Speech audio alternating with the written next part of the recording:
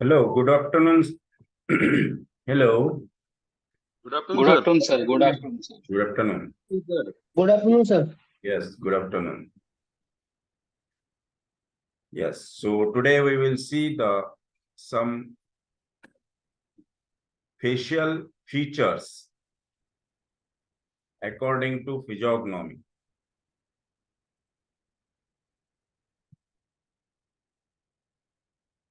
तो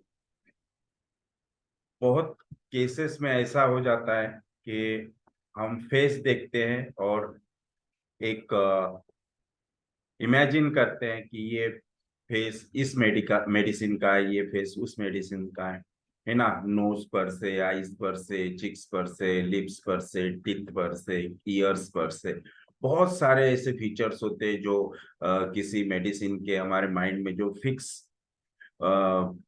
हमने पढ़ के वो फिक्स करके रखा है कि ये मेडिसिन का फेस ऐसा होता है, ये मेडिसिन के हेयर्स ऐसे होते हैं, वो मेडिसिन के हेयर्स वैसे। तो हम बहुत बार पेशेंट का फेस देख के, पेशेंट के बॉडी फीचर्स देख के मेडिसिन सिलेक्ट करते हैं और उसे मेडिसिन दे देते हैं। लेकिन इट इज राइट और रॉन्ग, ये ऐसा करना चाहिए कि नहीं करना चाहिए, उसे ऐसा देख के मेडिसिन देना चाहिए, नहीं देना चाहिए। तो इस बेस पे मेडिसिन सिलेक्ट करना ये कहीं बार मतलब रॉन्ग भी होता है। इसलिए जब भी इन फिजियोग्नोमी के ऊपर से आप मेडिसिन सिलेक्ट करोगे तो ये मेडिसिन खाली कंफर्मेशन के लिए हमें फिजियोग्नोमी यूज करना है। मेडिसिन कंफर्म फीचर्स देख के हमें ये समझ में आना चाहिए कि yes this is this medicine. तो फिजियोग्नोमी का यूज हमें ओनली कंफर्मेशन के लिए करना है, मेडिसिन सिलेक्शन के लिए नहीं। तो selection on the basis of rubrics according to माइज्म ही होना चाहिए। यस, तो आज मैं कुछ मतलब पूरा डिटेल में तो नहीं लेंगे, लेकिन कुछ जो मोस्ट कॉमन फीचर्स है वो हम आज यहाँ देखेंगे। Yes, so what is physiognomy? Physiognomy of or face reading is the practice of assessing a person's character or personality from their outer appearance, especially the face।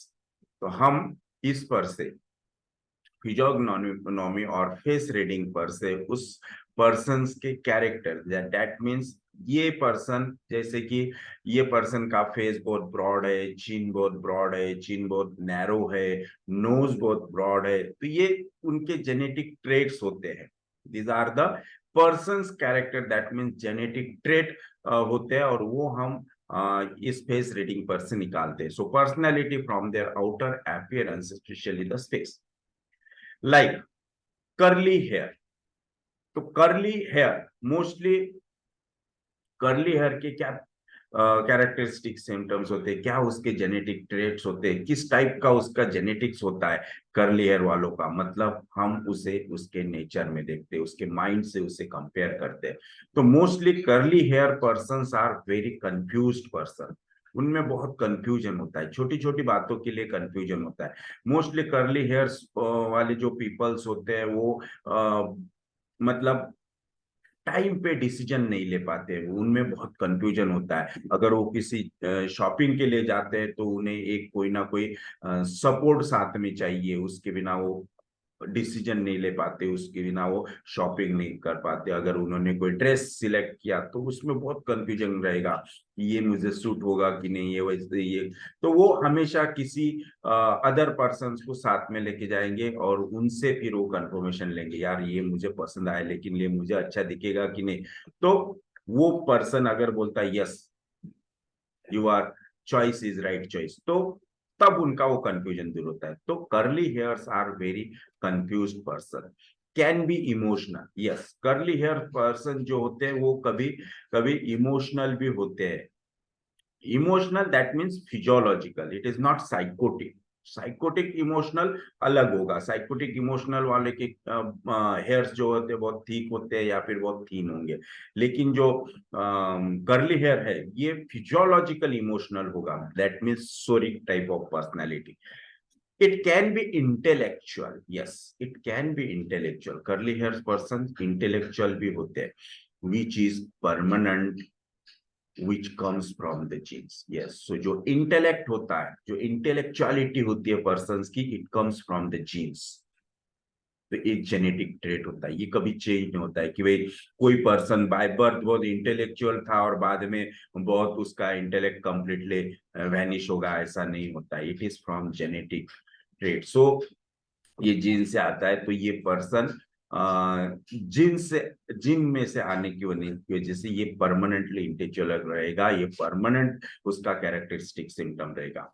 Yes. Then forehead wide, जिनका forehead जो होता है वो बहुत बड़ा होता है, wide होता है ना. हेयर लाइन जो होती है वो पीछे होती है. तो हमने ये इस टाइप के बहुत बार सुना है, बड़े बुजुर्गों से सुना है कि जिनका फोरहेड, जिनका माथा बहुत बड़ा होता है वो बहुत नसीबवान होते हैं. तो ऐसा क्यों? तो ये राइट है कि रॉन्ग है? So forehead wide persons are tremendous angry and intelligence is high. तो इनका जो इंटेलिजेंस होता है वो बहुत ज्यादा होता है और वो बहुत एंग्री पर्सन्स होते हैं, उनका जिनका फोरहेड बहुत वाइड होता है. If losing hairs recedes hairline and forehead is becoming wider. अब देखो, फोरहेड वाइड होने की कौन से पर्सन्स में फोरहेड वाइड होता है और इसकी फोरहेड वाइड होने की क्या क्या वजह है? ये जो हेयर लाइन होती है वो बहुत पीछे है, बहुत पीछे से हेयर लाइन स्टार्ट हो रही. तो इनमें क्या होता है, इनकी कैरेक्टरिस्टिक क्या होते हैं, ये इनका फोरहेड बड़ा क्यों हुआ, क्यों हेयर लाइन पीछे चली गई? सो ये losing hairs, recede hairline and forehead becoming wider means, it doesn't mean that he is intelligent. जिनका बाय बर्थ फोरहेड बड़ा है, that peoples are intelligent. But जिनका हेयर लाइन मतलब हेयर फॉल की वजह से फोरहेड बड़ा हुआ, वो इंटेलिजेंट है ऐसा नहीं है. There will be definite anger, लेकिन वहां इंटेलिजेंट नहीं रहेगा, लेकिन वहां एंगर डेफिनेटली रह सकता है. Yes. So this is the possibility for forehead white persons. Yes, you can see here the wide head, curly hair, and physiognomic picture. Yes.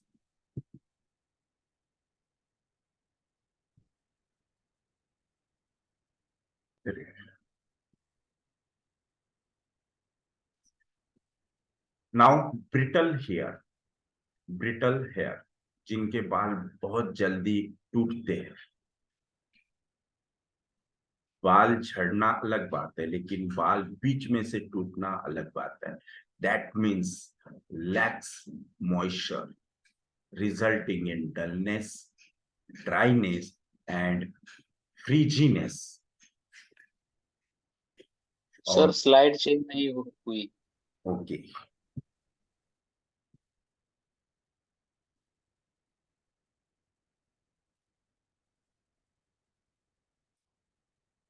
अभी हुई? Yes sir. Yes sir. So brittle hair होने की वजह positions ये है कि lack of moisture होता है, then resulting in dullness, dryness and frizziness. और इसका जो कॉन्फ्लिक्ट है, जो हम एज अ कॉन्फ्लिक्ट यूज कर सकते हैं होम्योपैथी में, that is fear of poverty. जिनमें फियर ऑफ पॉवर्टी है कि मेरा सब कुछ चले जाएगा, है ना. Fear of loss of money, fear of loss of जो भी प्रॉपर्टी होती है. तो उन पर्सन्स में हेयर्स पे इफेक्ट होगा. सो एक उसकी और एक रीजन ये भी हो सकता है कि जैसे हेयर्स इज फॉर आइडेंटिटी, और जो persons because of poverty, because of money, because of बहुत सारा पैसा है, प्रॉपर्टी है, धन दौलत है, इसकी वजह से उनको नेम फेम मिला, और उनको अगर इसका नेम फेम जाने का, पावर जाने का डर है, दैट मीन्स दे मतलब उनको ऐसा लगता है कि इस वजह से मेरी पहचान चली जाएगी, आइडेंटिटी चली जाएगी, तो वहां पर हेयर ब्रिटल होने के बहुत चांसेस होते हैं। यस, तो fear of poverty, that is the reason for brittle hair. Then thin hair, thin hair, early balding, जिनमें हेयर बहुत थिन होते हैं, जिसे हम मतलब मराठी में बोलने का रहा तो जिनके बाल बहुत पतले और बहुत थीन, मतलब एकदम बारीक, बहुत नाजुक, जिसे हम बोलते हैं। So hair thin and early balding, so जल्दी से बार्डनेस आ जाना। It suggest timidity and lack of confidence. जो पर्सन्स में कॉन्फिडेंस नहीं होता है, जो पर्सन्स बहुत टिमिड होते हैं, डरपोक होते हैं, उनके हेयर्स बहुत थीन होते हैं and smooth also. Then thin smooth hair means fastidiousness. जिनके हेयर्स बहुत थीन होते हैं और उनके हेयर लाइनिंग्स आप देखो हेड पे, फोरहेड पे बहुत ही शार्प लाइनिंग्स होते हैं, that means very very fastidious. Then thick hair, जिनके बाल बहुत जाड़ होते हैं, रफ होते हैं, टफ होते हैं, stuck to scalp, that means history of suppressed. इनमें इमोशन सप्रेस्ड, इमोशंस में बहुत बार एंगर भी आता है, so history of suppression in childhood. Suppression मतलब इमोशंस जो भी है कि बचपना बहुत खराब गया, बचपने में कुछ भी हमें एंजॉय करने को नहीं मिला, बहुत दुख में हमारा बचपना गया, है ना। तो इन पर्सन्स में मोस्टली जो बाल होते हैं वो रफ एंड टफ होते हैं। यस, तो मोस्टली यहाँ पे हम जो कॉन्फ्लिक्ट लेंगे, that is the suppression of emotions. Now, तो हेयर्स के लिए जो भी फिजियोग्नॉमी में जो भी इंपॉर्टेंस है वो हमने देखा। अब हेयर्स, दैट मीन्स आइडेंटिटी। अब थोड़ा सा उसे, इस टॉपिक को मैं कन्वर्ट करूंगा कि why hairs are the identity, why it represent the identity. हमने बहुत बार सुना कि हेयर्स आइडेंटिटी रिप्रेजेंट करते हैं, लेकिन क्यों, और उसका क्या, हमारे मैथोलॉजी में क्या इंपॉर्टेंस है हेयर्स का। जैसे कि हम हमारे यहाँ इंडियन कल्चर में या फिर सभी लोग इस रिवाज को मानते हैं कि जो भी लोग भगवान बालाजी के दर्शन को जाते हैं तो वहाँ सिर मुंडवा के आते हैं, बाल हेयर्स दे के आते हैं। तो ऐसा क्या है हेयर्स में, क्यों ऐसा करते हैं, क्यों हेयर्स देने से मन को शांति मिलती है, या फिर इस टाइप का इमेजिनेशन आता है कि मैंने बाल दिए तो मैंने बहुत अच्छा काम किया, पुण्य का काम किया, या फिर भगवान की जो भी पूजा अर्चा होती है वो बाल देने से होती है। इसके पीछे भी क्या रीजन है। So hair, that means identity, how the person is directly connected to the cosmos. बहुत अच्छा ये टॉपिक है, थोड़ा सा गौर से सुनिए कि हम लोग, हम ह्यूमंस, इंसान, इस कॉस्मोस से जो भी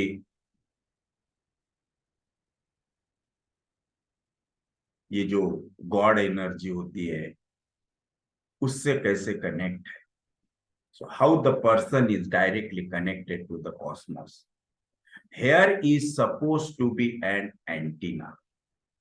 हमारे जो सिर के बाल होते हैं वो एंटीना का वर्क करते हैं, एंटीना का रोल प्ले करते हैं। तो कैसे, तो एंटीना का मतलब क्या होता है, एंटीना क्या करता है, तो antenna,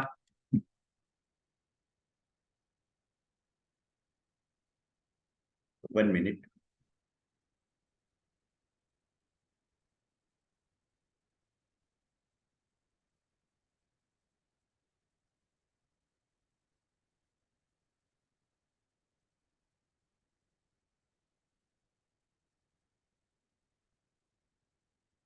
yes, sorry for disturb.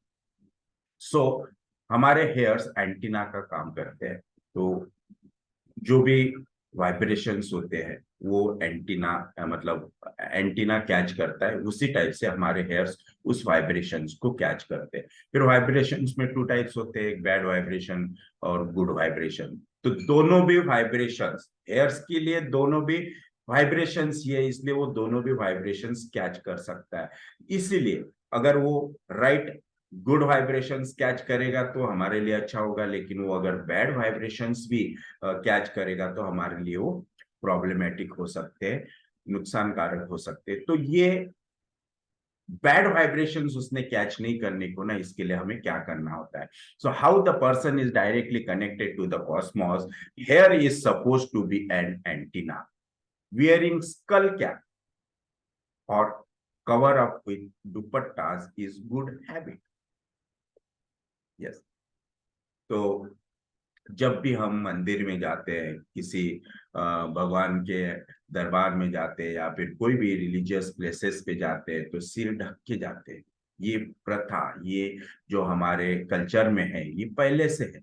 और ये क्यों है, क्यों हम सिर ढक के जाते हैं, और सिर ढकना चाहिए कि नहीं चाहिए, इट इज राइट और रॉन्ग, है ना। आजकल के फैशन में ये ज्यादातर फॉलो नहीं होता है, लोग फॉलो नहीं करते हैं। डायरेक्टली मंदिर में जाएंगे, ऐसी जगहों पे जाएंगे, लेकिन सिर ढक के जाना कितना जरूरी है, कितना हमारे लिए फायदेमंद है, ये आज हम यहाँ पे देखेंगे। So hair is suppose to be an antenna, wearing skull cap और cover up with dupatta is good habit. Why the Punjabi persons always wear the pheta, है ना। वो हमेशा अपने सिर को हमेशा के लिए ढक के क्यों रखते हैं। और किसी भी भगवान के मंदिर में गए तो सिर पे रुमाल, सिर पे कैप, सिर पे टोपी, है ना, लेडीज के लिए पल्लू होना बहुत जरूरी है। तो उसका रीजन देखिए, they are not exposing hair their hair antenna to bad vibrations. क्योंकि मंदिर में हम, हमारी भावना ये होती है कि मंदिर में सब अच्छा होता है, लेकिन नहीं।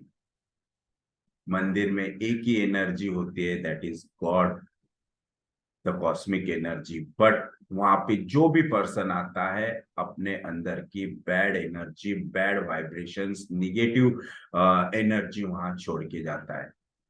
और वहां पे बहुत सारी निगेटिव एनर्जीज होती है जो हमारे हेयर्स कैच करते हैं।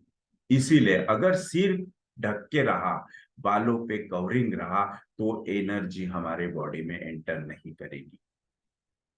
सो बहुत इंपॉर्टेंट है, they are not exposing hair antenna to bad vibrations. अगर हम सिर ढक के जाते हैं तो वो उस एनर्जी से एक्सपोज ही नहीं होंगे, दैट मीन्स वो एनर्जी हमारे पे इफेक्ट नहीं करेगी। There is lot of bad vibrations in holy places, all the holy places vibrations are not very good, because everybody comes there to complain only. कोई भी इस मन से, इस माइंड से वहां पे नहीं आता है कि मेरा सब कुछ अच्छा है, अब भगवान मुझे कुछ नहीं चाहिए। ये थॉट लेके, ये मेंटालिटी लेके कोई नहीं जाएगा। हर कोई जाता है तो कुछ ना कुछ वहां पे मांगने ही जाता है ना। और अपने अंदर के दुर्गुण, जो भी दोष है, जो भी निगेटिव थॉट्स है, वो वहां पे छोड़ के आता है। So constantly weeping there persons are constantly weeping there, so all bad vibrations go up to the roof and come down again exactly to hurt you. जितने भी एनर्जी, बैड एनर्जी, जितने भी लोगों के जो भी मन में होता है, जो भी दुख, ग्रीफ और वो जिस परेशानी से सफर हो रहे हैं, वो सब परेशानियां वहां पे बता के आते हैं भगवान, और वहां पे छोड़ते रहते हैं in the form of vibrations, negative energy. और वो एनर्जी वहां कलेक्ट होती रहती है, वो ऊपर जाएगी वापस रूप से, क्योंकि वो वहां से तो ऊपर से निकल नहीं जाएगी, वो उसी सराउंडिंग्स में, उसी एरिया में घूमते रहते हैं, और वो नीचे आते रहते हैं, और जहां जहां उसे जाने के लिए, एंटर करने के लिए डोर्स मिलेंगे, उसमें से वो एंटर करेंगे खुद। तो मोस्टली हमारे बॉडी में वो एनर्जी अफेक्ट होते हैं through the hairs. So constantly weeping there, so all bad vibrations go up to the root and come down again exactly to hurt you. Yes. So that's why in Hindus we don't wear shoes. Yes, अब देखो ये हो गया hairs का। अब एक और हमारा रिवाज है कि हम जब भी कहीं ऐसे रिलीजियस प्लेसेस पे जाते हैं, मंदिर हो या फिर कोई भी जहाँ पे हमारी श्रद्धा होती है, वहां पे हम चप्पल, शूज, बूट पहन के जाते नहीं। हम ऑलवेज वहां पे नंगे पैर ही जाएंगे, पैर धो के जाएंगे। तो ऐसा क्यों? इवन सॉक्स पहन के भी नहीं जाते, सॉक्स भी उतारने पड़ते हैं, पैर धो के जाना पड़ता है। इसके भी पीछे रीजन है, इसके भी पीछे साइंस है। ऐसा क्यों? क्योंकि ये करना बहुत जरूरी है। तो why? So whatever vibrations are come and it goes down to the earth, क्योंकि अर्थ हमारे अंदर जितना भी निगेटिव होता है, जितनी भी निगेटिव पावर एनर्जी होती है, निगेटिव थॉट्स होते हैं, वो अर्थ पूरी खींच लेती है। इसीलिए हम उसे अर्थिंग कहते हैं, है ना। ऑलवेज अर्थिंग कहाँ से मिलता है? तो अर्थ से मिलता है। तो अर्थ वो पट से खींच लेगी। आप देखो, करंट अगर हमें लगता है इलेक्ट्रिक करंट, तो पट से वो नीचे चले जाएगा। अगर हमें नीचे से अर्थिंग नहीं मिला तो करंट हमें लगेगा ही नहीं, है ना। सो अर्थिंग हमें अर्थ से मिलता है, तो डायरेक्टली वो वाइब्रेशन जैसे हमारे हेयर्स में से हमारे बॉडी में एंटर करेंगे। अगर हमारे पैर में कुछ नहीं है तो डायरेक्टली वो अर्थ उसे खींच लेगी। सो इसीलिए पैर में चप्पल या फिर शूज पहनना नहीं चाहिए जहां हम किसी होली प्लेस पे जाते हैं। Yes. So ladies are not allowed to go to the funerals, ये भी एक रिवाज है। तो ऐसा क्यों कि लेडीज को फ्यूनरल्स में जाना अलाउड नहीं है? बट कैसा? लेडीज तो फ्यूनरल्स में जाते हैं, लेकिन कैसा जाना चाहिए और कैसा नहीं जाना चाहिए? So ladies are not allowed to go to the funerals with hair open, only because of that, specially during and after menses. By. तो फ्यूनरल्स में जाना चाहिए, लेकिन मेंसेस पीरियड में, जब भी पीरियड्स होते हैं, मेंसेस मेंस्ट्रुअल साइकिल शुरू होती है, उस पीरियड में लेडीज ने फ्यूनरल्स में नहीं जाना चाहिए। अगर वो जाती है तो फिर उसे कैसा जाना चाहिए? तो अपना पूरा सिर ढक के जाना चाहिए, सिर ओपन नहीं होना चाहिए, बाल ओपन नहीं होने चाहिए।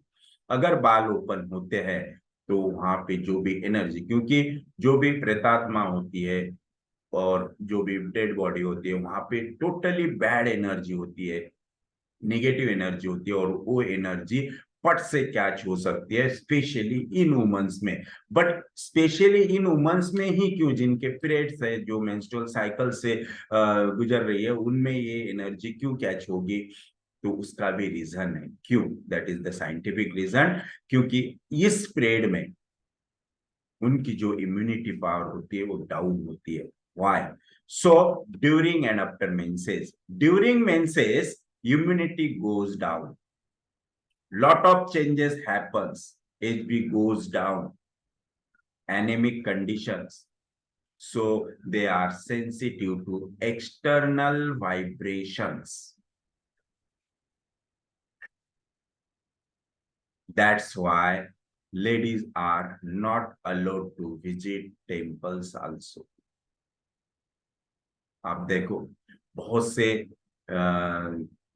रिलीजन्स में लेडीज को टेम्पल्स में, जैसे कि मुस्लिम्स में मस्जिद में लेडीज अलाउड नहीं है, उसका एक रीजन है, why not.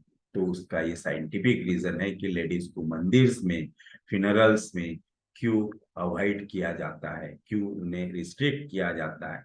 So hair will grow from centre to periphery, तो ये रीजन होता है। और mostly hairs will grow from centre to periphery, hairs की जो ग्रोथ होती है वो सेंटर से पेरीफेरी होती है। यस। और कहीं पैच है, कहीं पैच है, एलोपेशिया का पैच है, और उसमें अगर हीलिंग होना है तो वो सेंटर से पेरीफेरी हीलिंग होगा, पेरीफेरी से सेंटर नहीं, सेंटर से periphery. Yes. Now some physiological physiognomy के कुछ और पॉइंट्स मैं आपको बताऊंगा, जैसे कि मोल्स। मोल्स का क्या रीजन होता है? Moles that means sensitive and vulnerability. Sensitive, जो पीपल्स बहुत सेंसिटिव होते हैं उनके फेस पे मोस्टली मोल्स आते हैं। बहुत से ऐसे पेशेंट आते हैं कि चेहरे पे बहुत मोल्स आ रहे हैं, बहुत काले काले काले काले मोल्स आ रहे हैं, जिसे हम तिल तिल कहते हैं। तो ये क्यों आते हैं? ये बाय बर्थ नहीं होते, ये कभी भी अपियर हो सकते हैं। तो इसका जो रीजन है, that means that person is very very sensitive and vulnerability. तो वल्नरेबिलिटी क्या है? दैट मीन्स जो पर्सन बहुत दुर्बल होते हैं, जो फाइट नहीं कर पाते हैं, जिनमें बहुत नाजुकपन होता है, the inability to resist a hazard और respond when a disaster has occurred. तो वो पर्सन कभी हजार्ड को फाइट नहीं कर पाते हैं, उनमें उतनी पावर नहीं होती है, बिकॉज ऑफ वीक पावर। और वो पर्सन इन सब चीजों को बहुत सेंसिटिव होते हैं। मेरे पास एक पेशेंट थी, एक गर्ल थी जिसके चेहरे पे बहुत सारे मोल्स आए थे। और उसके हिस्ट्री में मुझे जो मिला, क्योंकि मुझे सेंसिटिविटी फाइंड आउट करना था, तो मोस्टली उसके जो चेहरे पे मोल्स थे, तो मोस्टली वो ओनली चिक्स पे ज्यादा थे। और चिक्स पे आने का एक मोस्ट मोस्ट इम्पॉर्टेंट रीजन ये होता है कि लैक ऑफ लव, क्योंकि चिक्स फॉर पेरेंट्स। और उसके जो चेहरे पे अपियर होना शुरू हो गए, सबसे पहले लेफ्ट पे हुए, देन राइट पे। तो जब हिस्ट्री लिया तो हिस्ट्री में ये पता चला कि पेरेंट्स के बीच में बहुत कॉरल्स होते हैं, बहुत झगड़े होते हैं, और दोनों, मतलब मदर फादर, ये सेपरेट होने का सोच रहे थे। और उस बच्ची को, उस कॉरल की वजह से बच्ची को उनसे कोई प्यार नहीं मिल रहा था, कुछ लव नहीं मिल रहा था। That's why that moles was appear on her face. तो पहले लेफ्ट में आया, देन राइट में। तो पहले मदर का लैक ऑफ लव हो गया towards her, and then father. तो क्योंकि दोनों के झगड़े चलते थे, और झगड़े के बीच में उनमें ये प्रॉब्लम था कि लड़की किसके पास रहेगी। तो मदर ने सबसे पहले ये रिस्पॉन्सिबिलिटी अवॉइड करना चाहा, क्योंकि मैं मेरा खुद का नहीं कर पाऊंगी तो मैं इसे कैसा संभालूंगी। तो इसलिए उसने ऑटोमेटिकली थोड़ा सा बच्ची से दूर जाना शुरू कर दिया। तब उसके चेहरे पे वो मोल्स, जैसे उसे वो पता चला कि mother is avoiding me, so I am not getting love from mother, तो मदर चेहरे पे लेफ्ट साइड में उसके मोल आना शुरू हुआ। उसके बाद फादर चाहता था कि नहीं, ये बच्ची को तू लेके जा साथ में, मैं नहीं रखूंगा, क्योंकि मैं मेरा काम करूंगा कि इसे संभालूंगा, है ना। मैं दिन भर काम पे जाऊंगा तो ये अकेली घर में रहेंगी, इट इज सेफ्टी नहीं है, तो आप इसे आपके साथ लेके जाओ। इस तरह से वो लड़की के लिए दोनों, मतलब मदर और फादर दोनों के लव के लिए वो सेंसिटिव हो गई। और ये सब बातों को वो फाइट नहीं कर पा रही थी, और बहुत सेंसिटिव हो गई थी इन बातों की वजह से। That's why that moles was appeared on her face, पहले लेफ्ट में आए, देन राइट में। तो बहुत अच्छी केस थी, बहुत अच्छी तरह से वो हील हुई। Yes.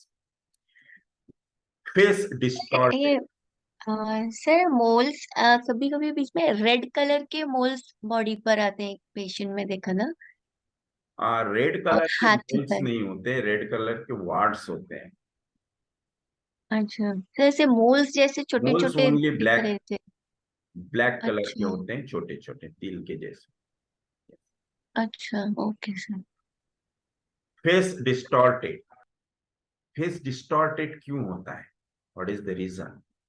So that means face is again the identity, so identity is distorted. कहीं तभी अगर बाय बर्थ फेस डिस्टॉर्टेड है, तो इसका मतलब मदर की आइडेंटिटी कहीं तभी लूज हो रही थी, कहीं तभी लॉस्ट हो रही थी, डिस्टर्ब हो रही थी, डिस्टॉर्टेड हो रही थी। That's why that baby gets the distorted face. So face के लिए अगर फेस में कुछ भी डिस्टॉर्शन है, तो हमें मदर से उसके आइडेंटिटी के लिए पूछना है और उसकी हिस्ट्री लेना है। देन चीन, चीन अगर बहुत बड़ा है या फिर छोटा है, ब्रॉड है या फिर स्मॉल है, सो पॉइंटेड भी होता है कभी कभी, सो chin, that means dignity. If the chin is small, dignity is somewhere sacrificed. If the chin is small, जिसका मतलब कि जो डिग्निटी है वो कहीं तभी मदर को सैक्रिफाइस करनी पड़ी। बहुत अच्छा एक एग्जाम्पल है। देन टिथ, बहुत बार हम टिथ पर से मेडिसिन फाइंड आउट करते हैं, जैसे कि टिथ बहुत बड़े बड़े हैं, टिथ में गैप है, टिथ छोटे छोटे हैं, टिथ कट हुए हुए हैं, टिथ कैरीज है ना, तो टिथ इरेगुलर है, एक एक के ऊपर एक है ना। तो इस तरह से बहुत सारे मेडिसिन होते हैं, जैसे कि उसमें कलक्रिया आता है, सिलिशिया आता है, मर्क्यूरी आता है।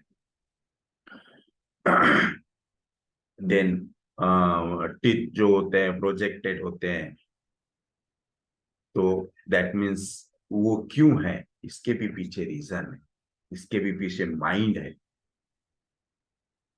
So canine teeth, it suggest baldness, canine, it suggest boldness. तो जो कैनाइन टीथ होते हैं वो अगर बहुत लंबे हैं, लॉन्ग टीथ है, वो बहुत शार्प है, दैट मीन्स वो पर्सन बहुत बोल्ड है, करेजियस है और अटैकिंग है, you want to bite. So for biting, क्योंकि कैनाइन टीथ होते हैं बाइटिंग के लिए। The typical human mouth has 4 canine teeth on either side of the upper and lower incisors. Canines are effectively the corners of the mouth and perform the function of griping and tearing, biting also. तो ये हम conflict के लिए use कर सकते हैं, that means attacking person, courageous person, bold person. Then projected teeth अगर है, दैट मीन्स टिमिड पीपल। तो मोस्टली जो कलक्रिया होता है, कलक्रिया के टीथ सामने होते हैं, दैट मीन्स टिमिड। लाइकोपोडियम के टीथ सामने होते हैं, that means timid. Then caries of teeth, caries क्यों होता है टीथ में, तो इंटेलेक्ट इज बिटिंग और कॉम्प्रोमाइज्ड, इंटेलेक्ट इज बिटिंग और कॉम्प्रोमाइज, तो इंटेलेक्ट कॉम्प्रोमाइज होने की वजह से वहां पे कैरीज होता है।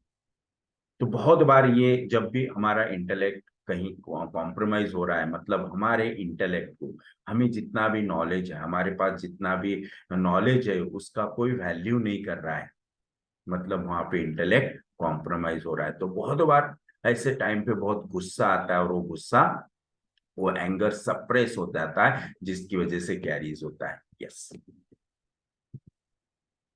तो यहाँ पे मेरी एक दो स्लाइड मिस हो गई,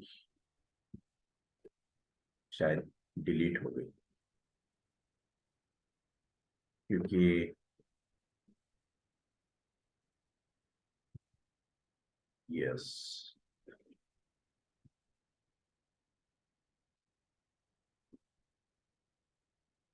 Okay. Tomorrow I will show you. So other types of teeth के बारे में भी कुछ फिजियोग्नोमिकल इम्पोर्टेंस है वो मैं कल आपको दिखाऊंगा, क्योंकि 2-4 स्लाइड यहाँ पे मेरी शायद डिलीट हो गई। प्रोजेक्टेड टीथ कैसे रहेंगे? प्रोजेक्टेड टीथ मतलब जो इनके सामने टीथ आए हुए हैं। एक्चुअली क्या है देखो, ये अगर मतलब टीथ ही वैसे ही निकले, एपियर ही वैसे हुए कि वो सामने की ओर थोड़े से प्रोजेक्टेड है। हम क्या बोलते हैं उसे, जो टीथ बाहर आ रहे हैं, मुंह से जो टीथ बाहर आते हैं, बाहर की ओर होते हैं, that is the projected teeth. और दूसरा जो टीथ एक के ऊपर एक है ना, एक के ऊपर एक टीथ आना, ओवरलैपिंग टीथ। तो ये मोस्टली जो टिमिड पर्सन होते हैं उनके लिए होते हैं। इनका जो कैरेक्टरिस्टिक्स होता है दैट इज टिमिडिटी। तो ये मतलब अंदर से टिमिड है, लेकिन वो बाहर आउटर वर्ल्ड को दिखाने चाहते हैं कि मैं टिमिड नहीं हूं, है ना, मैं बहुत खतरनाक हूं। तो जैसे भी जो भी, जैसे कि एनिमल में देखो आप, अगर एनिमल को किसी को डराना है तो वो टीथ दिखाते हैं। जैसे कि टाइगर हैं, इनके टीथ बड़े बड़े होते हैं, तो वो टीथ पर से ही लोग डर जाते हैं। जैसे मंकी, मंकी बेसिकली बहुत टिमिड होता है, लेकिन मंकी हो गई, कैट हो गया, डॉग हो गया, ये बेसिकली टिमिड होते हैं, लेकिन वो अपने टीथ दिखा के सामने वालों को डराते हैं। तो टीथ ये डराने के लिए होते हैं, मतलब खुद का प्रोटेक्शन करने के लिए होते हैं। तो अगर टीथ सामने है तो इसका मतलब ये होता है कि ये आदमी पेशियली मतलब बाय माइंड ये बहुत टिमिड है, इसका जो जेनेटिक नेचर है बहुत टिमिड है। बट टिथ बाहर है, ये शो अप कर रहा है कि I am not timid. Yes, okay, yes. Yes. Now, sir, हाँ हेलो सर, एक क्वेश्चन था। जी। सर, जैसे बहुत से बच्चों में मिल्क टीथ जो है वो गिरते नहीं है, टेम्पररी टीथ और परमानेंट आ जाते हैं उसके ऊपर, तो उसमें कैसे यस, अपने अप्रोच करना? तो ये ऐसा क्यों होता है? बहुत बार हम रीजन दे देते हैं कि कैल्शियम की कमी है, या फिर कोई इसका मतलब डाइट पे ध्यान दो, ये करो। लेकिन ऐसा नहीं है, ये बिकॉज ऑफ माइंड हो रहा है। क्योंकि वो जो भी चाइल्ड है वो बेसिकली बहुत फियरफुल है, उसकी करेज, लैक ऑफ करेज है, लैक ऑफ कॉन्फिडेंस है। वो पर्सन्स मोस्टली कुछ छोड़ना नहीं चाहते, वो सपोर्ट के लिए सब कुछ पास में रखना चाहते हैं। तो जैसे कि उसे ऐसा लगता है कि मैं टिमिड हूं, लेकिन मेरे प्रोटेक्शन के लिए मुझे सब कुछ चाहिए, मेरे को पहले भी टीथ चाहिए, ये भी टीथ चाहिए, इसलिए वो टीथ ओवरलैपिंग होते for hiding his timidity, his discourageness. Understand? तो बेसिकली उनका जो माइंड होता है वो टिमिड होता है, फियरफुल होता है, लैक ऑफ करेज होता है, इसलिए उनमें ओवरलैपिंग टीथ होता है। क्योंकि वो फाइट नहीं कर पाते, उनमें फाइट करने की करेज नहीं होती है। यस, सर अभी से जैसे एक के ऊपर एक है आपने बताया, तो टिमिड है, आगे पीछे होते हैं, तो मतलब जैसे बोलते हैं। इरेगुलर टीथ जो होते हैं वो हाँ, मोस्टली मर्क्यूरी के होते हैं। हाँ बोलिए। ये साइज कम, जॉ साइज कम होता है, छोटा होता है, ऐसे बोलते हैं कि जॉ का साइज कम है, गम्स का, तो आगे पीछे आ रहे हैं टीथ। नहीं नहीं, जॉ का साइज छोटा है तो वो मोस्टली जॉ, जो आप बोल रहे हैं ना, आपका पॉइंट जो है, तो जो विजडम टीथ होते हैं, विजडम टीथ के लिए जॉ का प्रॉब्लम आता है। अगर विजडम टीथ सबसे लास्ट में आते हैं तो वहां पे जगह नहीं होती, स्पेस नहीं होती, इसलिए विजडम टीथ ऑलवेज ऐसे आड़े आते हैं, तो वो बाकी के टीथ के लिए प्रॉब्लम खड़ा करते हैं। यस, तो वो विजडम टीथ में होता है, लेकिन छोटी जॉ की वजह से आ रहा है तो वहां पे हमें कॉन्फ्लिक्ट लेना पड़ेगा जॉ का। यस, हम्म। लेकिन सर वो विजडम टीथ बाद में जो उसकी तकलीफ होती है उसके बारे में जो आते हैं, तो उसका क्या सर? यस, आड़े टेढ़े आते हैं। हाँ, तो जिनके टीथ गिर नहीं रहे है ना, तो उनके लिए हाँ जो भी कॉन्फ्लिक्ट है उससे रिलेटेड वो फाइंड आउट करके उसे कॉन्स्टिट्यूशनल जीसीएस दीजिए, तो हो सकता है उसका प्रॉब्लम सॉल्व हो जाए। टीथ जो ओल्ड टीथ है, मिल्क टीथ है, वो गिरना शुरू हो जाएंगे। और जिनको टीथ नहीं आते, मतलब क्या, जिनको टीथ नहीं आ रहे, टीथ अपीयरिंग ही नहीं है जल्दी से, वो खा नहीं सकता, हाँ, खा नहीं सकता, चने आहेत पण दात नाही। मतलब उन्हें जरूरत नहीं है ना। और टीथ की जरूरत नहीं मतलब क्या, टीथ होते हैं बाइटिंग के लिए, राइट, तो है करीजिए ना। बोल्ड है, bold yes, person. Very very bold person, मुझे किसी की जरूरत नहीं, it may be the metal type personality, yes, जो बहुत ही बोल्ड होते हैं, मुझे किसी की जरूरत नहीं, मुझे फाइट करने की भी जरूरत नहीं, मुझे देख के ही लोग डर जाते हैं, like this. Okay, so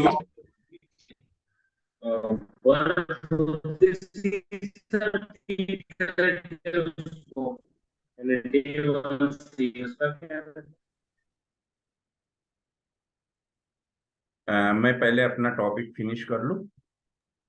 sir, वो जी, जैसे आप विजडम टीथ में जो फिर से एक बार बताइए, जो टेढ़े आड़े आते हैं लेकिन वो निकलते टाइम पेन होता है, नहीं तो उस पे वहां स्किन आती पर है, वो जल्दी निकलती नहीं पेन। जो मैडम ने क्वेश्चन किया था कि बिकॉज ऑफ जॉ, दांत यस। ओवरलैपिंग होते हैं, टीथ ओवरलैपिंग होते हैं, एक में के ऊपर आते हैं, आड़े टेढ़े आते हैं, तो बिकॉज ऑफ जॉ उन्होंने बोला है।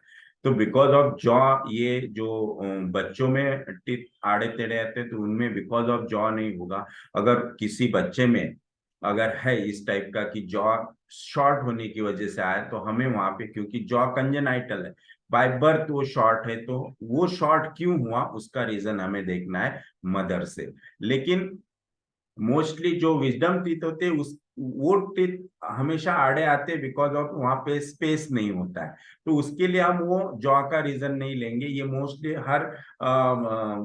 हर एक दो पर्सन में ये होता ही है कि टीथ आड़े आते हैं, विजडम टीथ वो अपीयर ही उस टाइप के होते हैं क्योंकि वहां पे स्पेस नहीं होता है। यस, तो वहां पे जैसे कि एक्चुअली उसके लिए हम कुछ नहीं कर सकते क्योंकि वो सर्जिकल प्रॉब्लम है, उसे सर्जरी करके करेक्ट करना चाहिए मेरे हिसाब से, क्योंकि मुझे भी वो प्रॉब्लम गया था, मेरा भी जो विजडम टीथ है पूरा टेढ़ा आया था, तो जिसकी वजह से सामने का टीथ जो है वो उसकी वजह से वहां पे कैरीज हो गया और उसको निकालना पड़ा। और अगर उसकी स्टार्टिंग उस टाइप से हुई है तो वहां पे हम उसका उस टाइम पे का जो भी कॉन्फ्लिक्ट है वो फाइंड आउट करो related to teeth and jaw also. अगर मिलता है तो बहुत अच्छा, आप अगर मेडिसिन ट्राई करते हैं और उसके बाद वो वहां पे स्पेस हो जाती है, टीथ सही तरह से आना शुरू हो जाता है, तो बहुत अच्छी बात है। लेकिन आपको उस टाइम पे क्या सिचुएशन है, उसके लाइफ में क्या चल रहा है, वो आपको फाइंड आउट करना पड़ेगा। ये मैं आपको कल और ओके सर। बताऊंगा विजडम टीथ के लिए, क्योंकि मेरे कुछ 4-5 यस सर। स्लाइड वहां से यस सर। मिस हो गए। हाँ मतलब वो रुकते हैं, उसकी स्कीम आती है, उसको सर्जरी करके ऊपर निकाल, नहीं तो वो स्किन निकालनी पड़ती है, तो यस, और ऊपर भी नहीं, उसका पेन बहुत दिन से चल जाता है, यस, तो ये उसका क्या ये तो एक मतलब पार्ट बराबर हुआ ट्रीटमेंट का, लेकिन मतलब होम्योपैथी से भी हम हर किसी में होम्योपैथी से दिखता भी नहीं हम ना, उसे कई करेक्ट कई। कर सकते हैं। तो होम्योपैथी से कैसे करेक्ट करना, मैं आपको एक्चुअली मेरे स्लाइड मिस हो गए, उसमें यस था, सर। मैं आपको कल बताऊंगा उसको। Okay sir, okay sir, yes, thank you. मैं थोड़ा सा और भी बहुत इंपॉर्टेंट पार्ट है जो मैं कवर करना चाहता हूँ कि प्रेगनेंसी में, क्योंकि ये जितने भी प्रॉब्लम्स है जो सब प्रेगनेंसी से स्टार्ट होते हैं, प्रेगनेंसी में मदर का जो भी इमोशंस होते हैं, मदर के साथ जो भी घटनाएं होती है, मदर के इमोशंस सप्रेस होते हैं, मदर को जो एटमॉस्फेयर, प्लीजेंट एटमॉस्फेयर मिलना चाहिए वो मिलता नहीं है, जिसका इफेक्ट एम्ब्रियो पे होता है। एम्ब्रियो क्योंकि एम्ब्रियो उसी पीरियड में डे बाय डे उसकी डेवलपमेंट होती रहती है, और हर डे में कुछ ना कुछ पार्ट का डेवलपमेंट होता है, और वो उस ड्यूरिंग दैट डेवलपमेंट अगर मदर के इमोशन के साथ कुछ होता है, मदर के माइंड के साथ कुछ होता है, तो उसका डायरेक्ट इफेक्ट बेबी पे होता है, उस एम्ब्रियो पे होता है। तो ये कैसे होता है, कौन से इमोशंस मोस्टली अफेक्ट होते हैं, मतलब कैसे इफेक्ट उस एम्ब्रियो पे होते हैं, तो हम आज थोड़ा सा मैं शॉर्ट में वो आपको दिखाऊंगा, बताऊंगा कि body manufacturing depend happens in the first 4 month. कौन से मंथ में कौन सा पार्ट फॉर्म होता है, कौन सा ऑर्गन फॉर्म होता है, और उसके ऊपर स्ट्रक्चरल इफेक्ट में, स्ट्रक्चरल बॉडी में इफेक्ट होगा कि उसके फंक्शन में इफेक्ट होगा, ये हम देखेंगे कि कौन से मंथ में क्या इफेक्ट हो सकता है, ये आज हम देखेंगे। तो एक शॉर्ट ही है, थोड़ा सा एक 10 मिनट का मैं और आपका टाइम लूंगा। Body manufacturing defect happens in first 4 months. तो फर्स्ट 4 मंथ्स में मोस्टली बॉडी डेवलप होती है, एम्ब्रियो फुल फेज में पूरे पूरे ऑर्गन और बॉडी डेवलप होती है। तो अगर इन फोर्थ मंथ में अगर मदर के साथ, मदर के इमोशंस के साथ कुछ होता है, तो उसका डायरेक्टली इफेक्ट बॉडी पे होगा, मतलब स्ट्रक्चर पे होगा। तो आप 9 मंथ को डिवाइड कर लो, उसके 4 months mostly for the body, क्योंकि 4 मंथ तक वो ओनली डे एक बॉडी होती है, और उसमें जब वाइटल फोर्स एंटर करेगा, मतलब उसमें जो सोल आएगा वो आफ्टर 4 मंथ आएगा। 4 to 6 मंथ में वो सोल उसमें एंटर होता है। तो सोल एंटर होने के बाद बॉडी का फंक्शन स्टार्ट हो जाता है, क्योंकि तब तक बॉडी के पूरे ऑर्गन डेवलप हो चुके होते हैं, उसके बाद फंक्शन स्टार्ट होता है। तो 4 मंथ के बाद अगर मदर के साथ कुछ होगा, तो उसका इफेक्ट डायरेक्ट उस फंक्शन पे होगा। वहां पे स्ट्रक्चरल डैमेज नहीं होगा, वहां पे ओनली बॉडी का फंक्शन डैमेज होगा, तो फंक्शन में प्रॉब्लम जाएगा। यस, तो हम ये किस टाइप से होता है देखेंगे। Body manufacturing depend happens in the first 4 months. So first 4 months of pregnancy, structure develops only. So first 20 days to 1 month, heart and nervous system develop. पहले 21 दिन से 30 दिन तक बॉडी में heart and nervous system develop होती है। Ectoderm, then endoderm. 5 to 6 month, vital force begins. 5 to 6 month में vital force body में क्योंकि फुल्ली डेवलप बॉडी में वाइटल फोर्स एंटर करेगा, और जैसे वाइटल फोर्स एंटर होगा, then physiology will start. So 6 to 9 months physiology develops.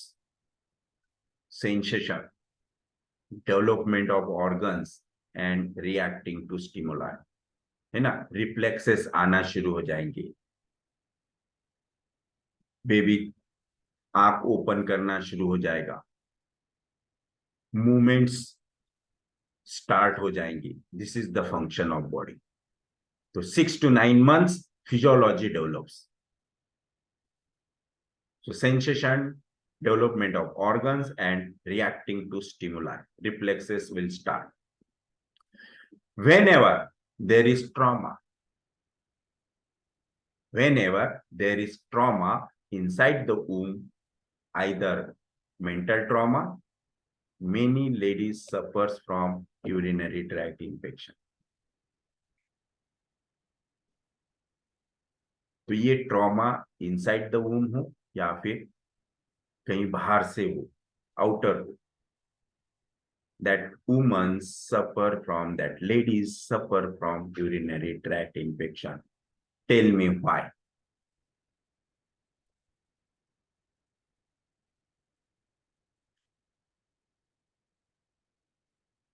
बहुत ladies pregnancy में यूरिनरी ट्रैक्ट इंफेक्शन लेके आते हैं।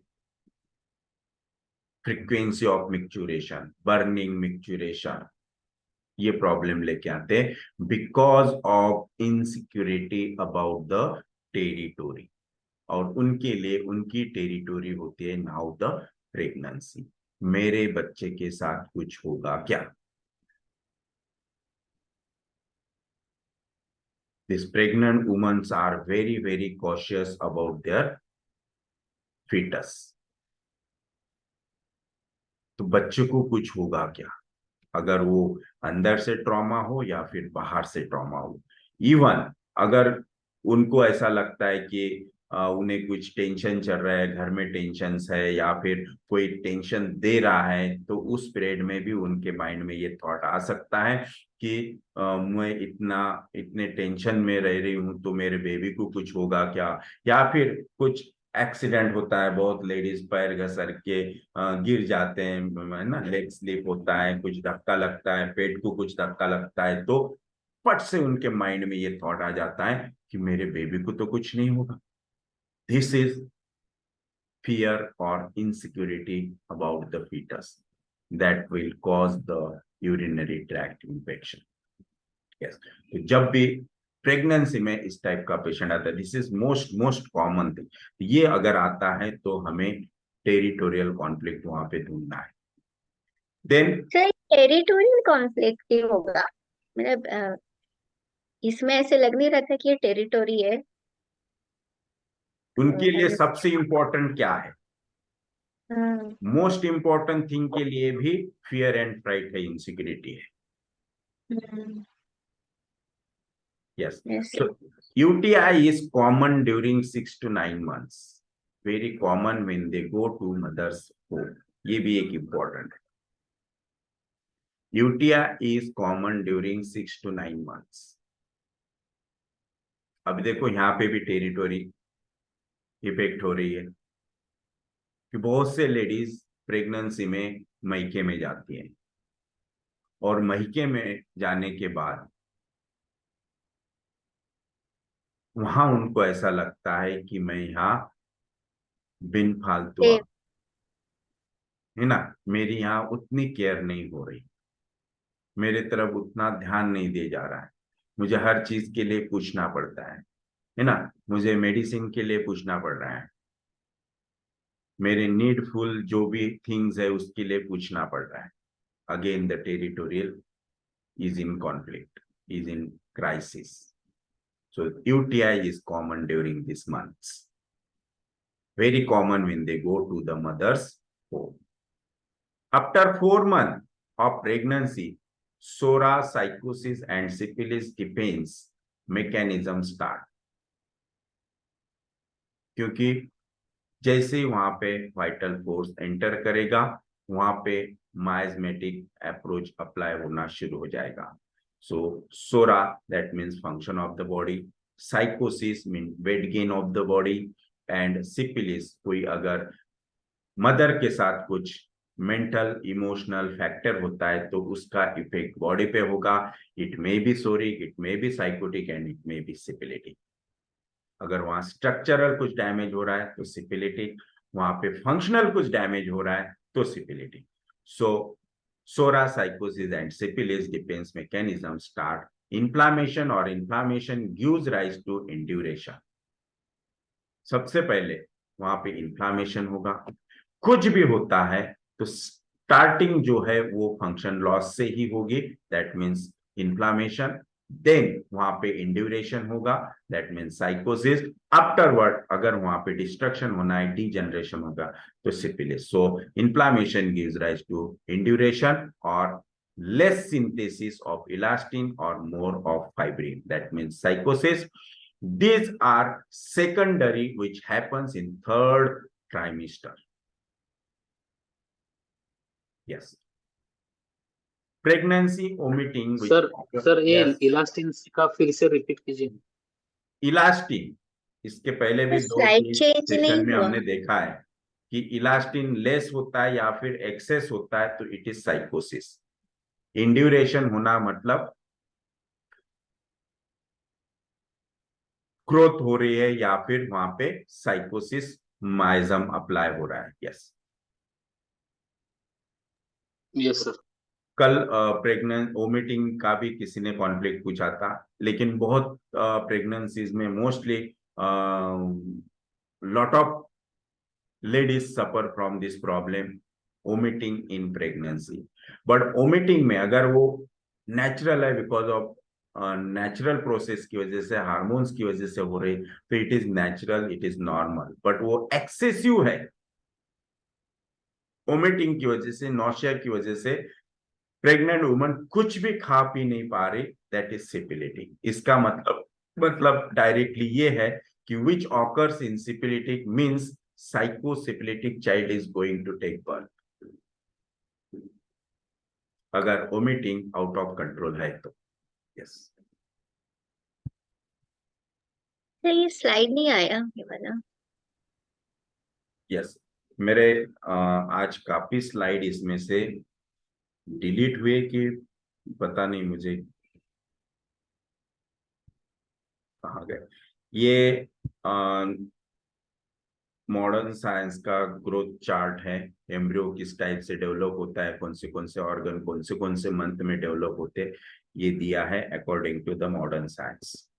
यस और मैं अभी आपको एक केस बताऊंगा जिसका प्रेगनेंसी में माइंड, मदर्स माइंड का किस तरह से बेबी पे, एम्ब्रियो पे इफेक्ट होता है, ये मदर्स इमोशंस कैसे पॉजिटिव फैक्टर बन जाते हैं बेबीज के प्रॉब्लम्स के लिए। तो आज ही एक पेशेंट आया और वो एक 5 साल की लड़की, छोटी बेबी 5 साल की, जो स्टार्टिंग से ही जब तक वो मदर ब्रेस्ट फीडिंग पे थी तो ओनली मदर का ही मिल्क लेती थी, और वो मदर का भी मिल्क बहुत लिमिटेड लेती थी, बाहर का आउटर मिल्क, डब्बे का मिल्क कुछ उसको बाहर का कुछ भी नहीं चलता था, वो कुछ भी नहीं लेती थी, ओनली मदर मिल्क के ऊपर। देन जब वो थोड़ा सा खाना पीना शुरू किया तो बहुत फोर्सफुली उसे खिलाना पड़ता था, कुछ भी फूड हो बहुत ही फोर्सफुली, और 1-2 बाइट लेंगी उसके बाद लेंगी नहीं, उसे छोड़ देगी। अगर उसे पूछ के कुछ बना के उसे दिया, उसके पसंद का दिया तो ओनली 1 बाइट लेगी, बाद में वो कभी नहीं खाएगी, उसको वो छोड़ देती है। स्कूल में भी टिफिन लेके जाएगी, उसमें से 1-2 बाइट खाएगी, वैसा का वैसा टिफिन वापस लाएगी। तो ऐसा क्यों? उसे भूख ही नहीं लगती, complete loss of appetite, anorexia nervosa, complete loss of appetite, aversion to food। 5 साल की है और उसका वेट 13 kg है, एकदम लीन थीन कैकेक सी।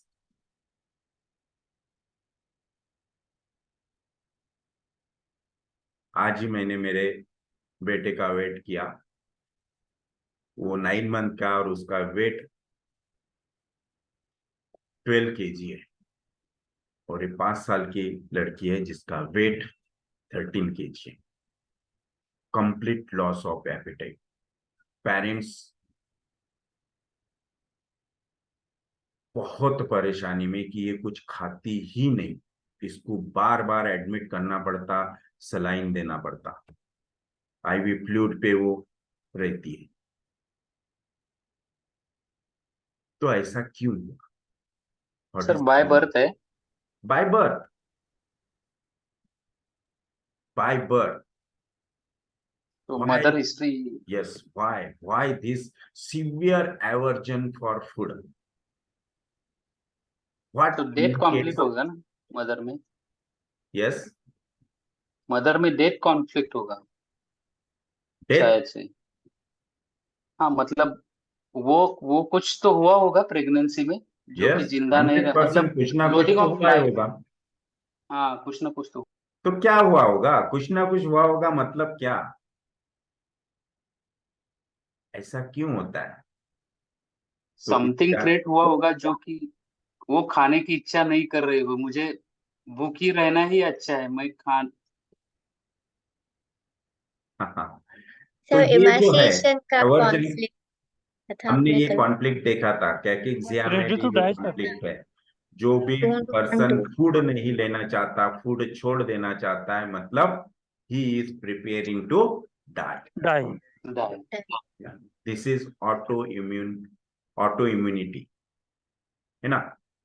तो ये ऑटो इम्यूनिटी डिस्पोजिशन उसमें क्यों आई? उस बेबी में, बेबी खुद को किल क्यों करना चाहती है? Because of mother's thought process. तो मदर्स हिस्ट्री ये है कि प्रेगनेंसी जैसी रही तो वो अकेली बहू होने की वजह से घर में 5 पर्सन्स थे, तो पूरा काम जो मदर इन लॉ थी, मदर इन लॉ बार बार उसे टॉर्चर करती थी। मदर इन लॉ का बहुत डोमिनेशन था, जिसकी वजह से मदर बहुत परेशान थी, बेबी की मदर बहुत परेशान थी, प्रेग्नेंट वुमन। इतने परेशानी में उसने दिन निकाले कि जो उनकी सास थी वो बार बार बोलती थी कि मैं जब प्रेग्नेंट थी तो मैं पूरे घर का काम करती थी, मैं 1 मिनट भी आराम नहीं करती थी, और आराम करना नहीं चाहिए प्रेगनेंसी में जितना आप काम करोगे उतना अच्छा रहेगा, और आप 1 मिनट भी आराम नहीं करेंगे। और उसे 1 मिनट का भी आराम नहीं मिलता था, इवन खाना खाने के लिए भी टाइम नहीं देते थे, उसे खाना भी नहीं मिलता था ढंग से, और इतना काम काम काम। तो उससे ऐसा लगता था कि मैंने ये प्रेगनेंसी रखी ही क्यों।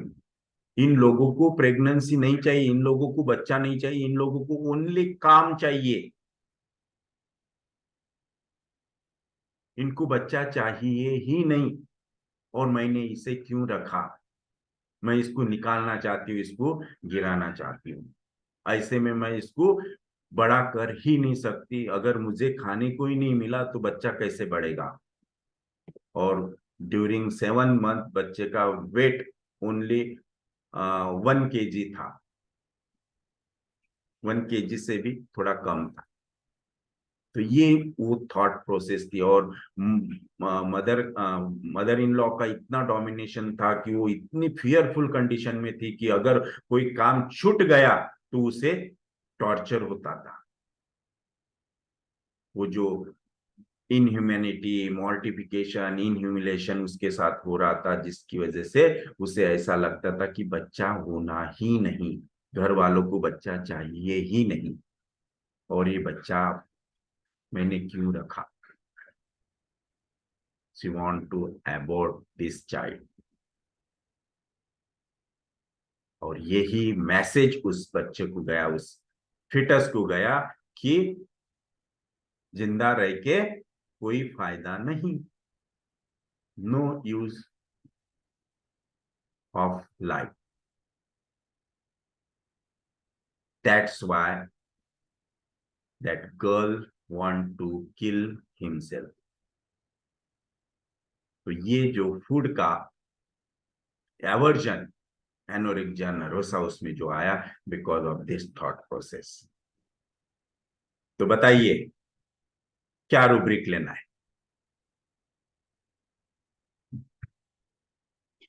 बस डेल्यूजन, ये डेथ डिजायर आएगा ना, लोथिंग ऑफ लाइफ, वर्थलेस।